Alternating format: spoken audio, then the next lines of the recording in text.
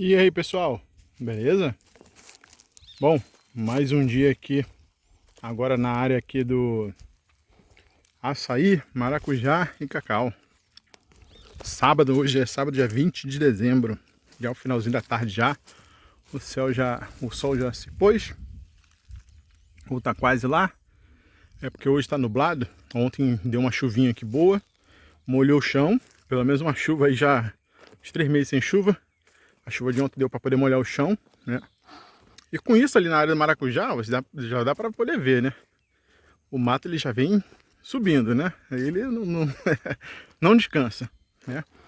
Mas, pessoal, o vídeo de hoje é para poder mostrar aí que o trabalho aqui para destaqueamento, né, das cabeças de destaque aqui do maracujá.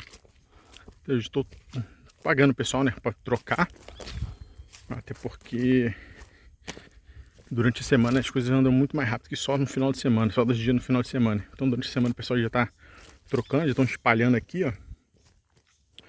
E já chegaram a trocar até algumas, tem umas que antigas, né, que ainda estão boas, aí não vai precisar trocar, né. E a gente encontrou, né, essa estaca aqui, nesse restinho de mata que tinha aqui, ó, a gente aproveitou, né, ela estava caída. Aí falei pro rapaz, ó, aproveita, já que tá caída mesmo, a gente não precisa derrubar, não precisa fazer nada, então aproveita que ela já tá caída, a gente utiliza. É uma madeira que ela aparenta ser muito dura, né, pela coloração dela, essa coloração aqui mais escura, ela aparenta ser mais escura. O pessoal chama ela de Maria Preta, não conheço, né, então só tô repetindo o que falaram pra mim. E aí o pessoal começou a trabalhar essa semana. Quarta-feira, eles já trocaram já algumas aqui. Do outro lado lá, né, eles já abriram os buracos próximos das estacas. Nem todas as cabeças, né, vão ser necessárias trocar, porque tem algumas que estão boas ainda.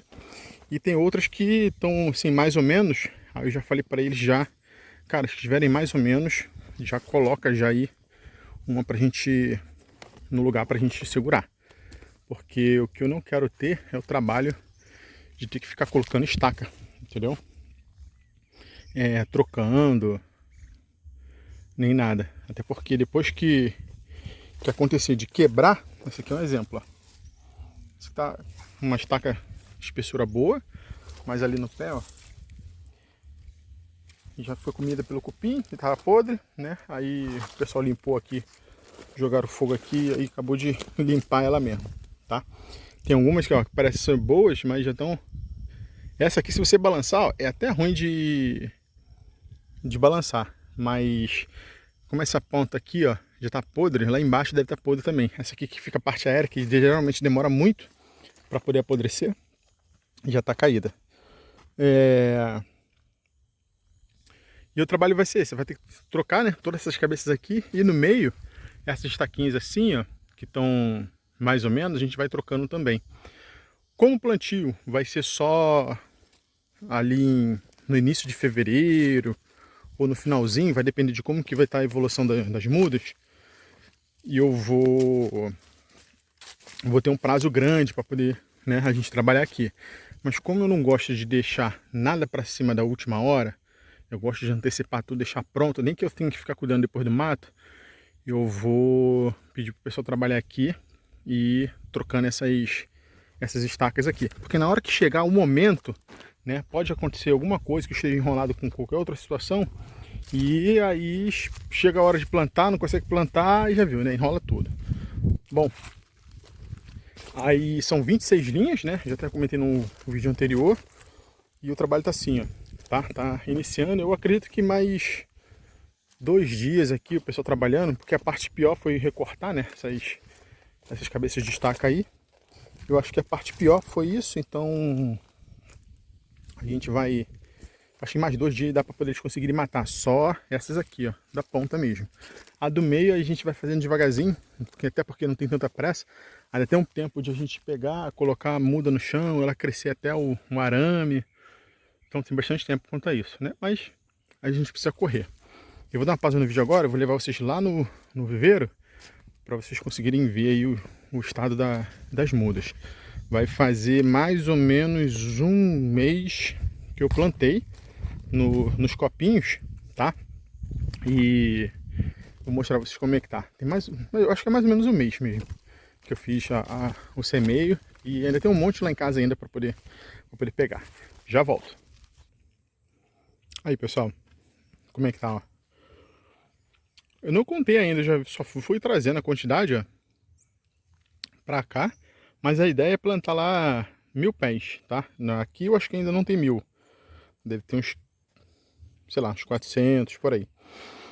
E aí, ó, dá pra gente ver que essa aqui, esse pedacinho aqui, foi a parte que eu iniciei, né?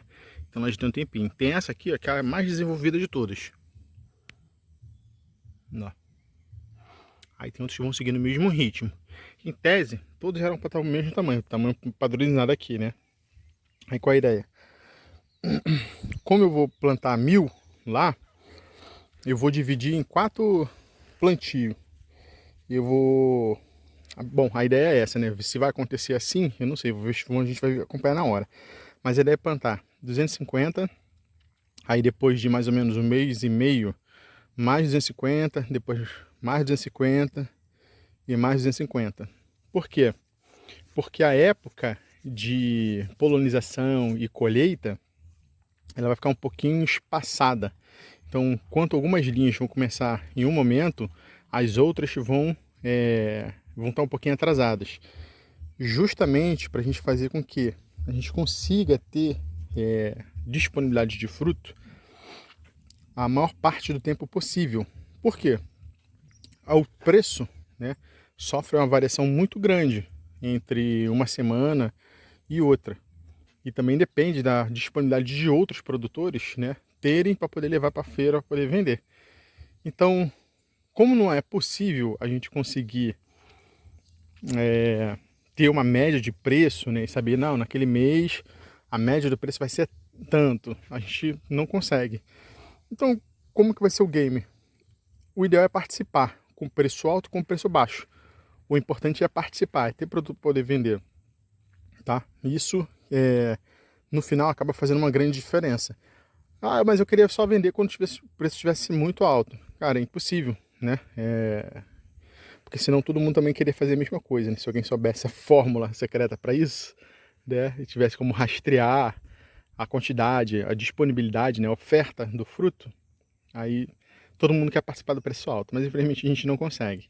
Então, até para a gente reduzir ou distribuir o risco ao longo do ano, eu estou com essa ideia. Eu primeiro preciso calcular, eu acho que a maturação de um fruto depois da polinização leva em torno de 45 a 50 dias. Eu não lembro, isso aqui é uma vaga lembrança que eu tenho do último que eu tive aqui em sociedade com o pessoal. Então, se ele leva mais ou menos esse tempo, né, então eu vou tentar atrasar o plantio do grupo de 250 pés um mês e meio, justamente para que quando um bloco, né, um grupo estiver saindo da safra, o outro está iniciando, né?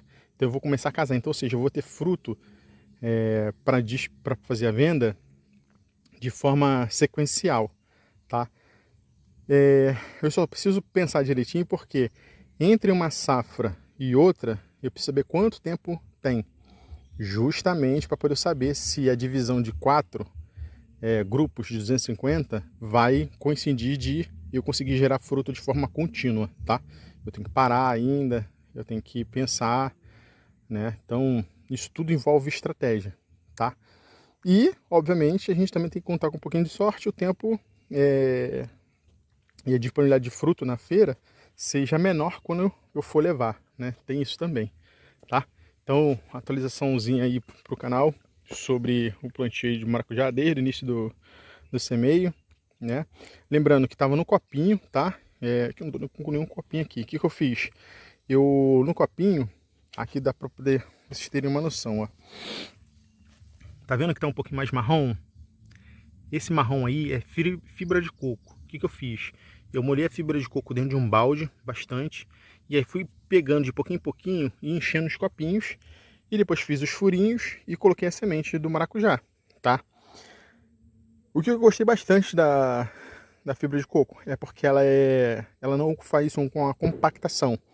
Então, assim que a semente germina, ela tem uma facilidade muito grande para espalhar as raízes dela, tá? Então, isso facilitou bastante, até mesmo o desenvolvimento delas.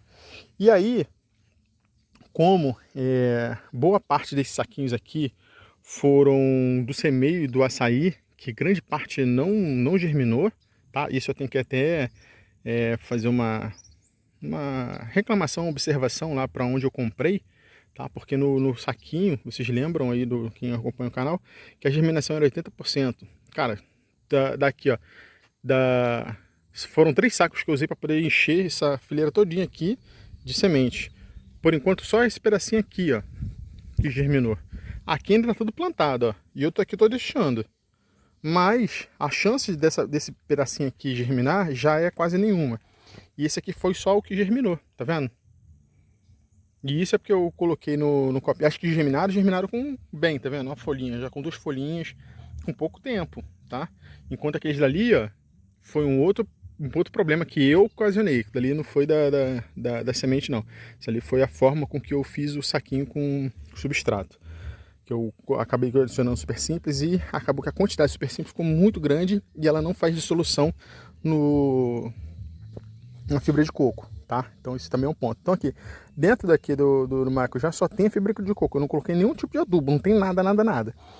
Agora, a parte da terra do saquinho tá misturado com torta de mamona, tá? Que na época eu pedi pro rapaz já fazer, deixar tudo pronto. Esse saquinho, todos esses aqui estão, ó, do açaí. Então é terra com torta de mamona. Aqui, só por conta para facilitar o semeio, né, de germinação, eu utilizei a fibra de coco, tá? Inclusive tá ali, ó. Os outros sacos que não estão germinando, eu tô tirando ela, só tem fibra de coco com super simples, estou misturando com terra, tá? Então foi essa forma. Então adubo só tem torta de mamona, tá? E só. E aí os folhares que eu venho fazendo o plantio. Vocês conseguem notar aqui, ó, que tem umas mudinhas que depois que eu molhei elas arriaram, porque elas estão sentindo muito. Porque quando eu fiz o semeio, tá, de no mínimo 3 sementes por copinho. Então teve copinho que germinou 3, 4. E aí, obviamente, para tentar salvar, né? O que eu fiz? Eu separei, né? Tirei toda a fibra de coco, deixei na raiz mesmo e vim plantando. É provável que essas que fiquem tortas assim, não fique legal não, tá? Vão acabar morrendo. Essa aqui é uma que, ó, pouquíssima chance de sobreviver, mas tá aqui. Deixa aqui, se pegar, pegou. Se não, a gente repõe outro lugar. E a estratégia também de plantar de 250 é para que quando eu for plantar, eu pegue as mais bonitas e mais desenvolvidas, tá? É assim, eu vou pegar sempre as melhores. Então eu vou sempre mantendo isso aqui cheio de muda e sempre vou pegando as melhores, tá? E se de repente muitas ficarem ao mesmo tempo, o que eu vou fazer? Eu faço a poda para poder atrasar o desenvolvimento dela aqui dentro do viveiro, tá? Bom, a estratégia é essa. No futuro a gente vai ver se vai funcionar, né? Porque essa é a parte inicial. Aí depois ainda tem o trato lá, tem a questão dos defensivos, tem as outras coisas que a gente precisa ir fazendo, né? Tratando, adubação, etc. Que aí é outros 500, que eu vou ter que também parar para poder entender, planilhar, igual eu fiz com vou até despastar aqui, ó, com a pimenta do reino, tá? Foi o mesmo esquema. Então, beleza, pessoal? Bom, tá dando a hora já, 10 para as 6 da tarde. Eu vou finalizar por aqui. Meu dia de trabalho também, para descansar. Porque amanhã tem mais. Amanhã é aqui dentro, ó, do pimental. Tem muita coisa para poder fazer. Inclusive, mais um pezinho aqui, ó, que a estaca quebrou. Já tirei, vou deixar aqui na água para amanhã. E eu colocar ele no enraizador e fazer muda. Beleza, pessoal? Obrigado novamente aí pelo tempo de vocês. Não esqueçam de se inscrever, tá? E comentar aí, se caso vocês tiverem alguma experiência parecida. Se vocês já souberem aí de cara aí quais tipos defensivos, né? Eu vou precisar utilizar aqui na lavoura. E vamos trabalhar que é só trabalhando aí que a gente consegue crescer. Um grande abraço, pessoal, até a próxima.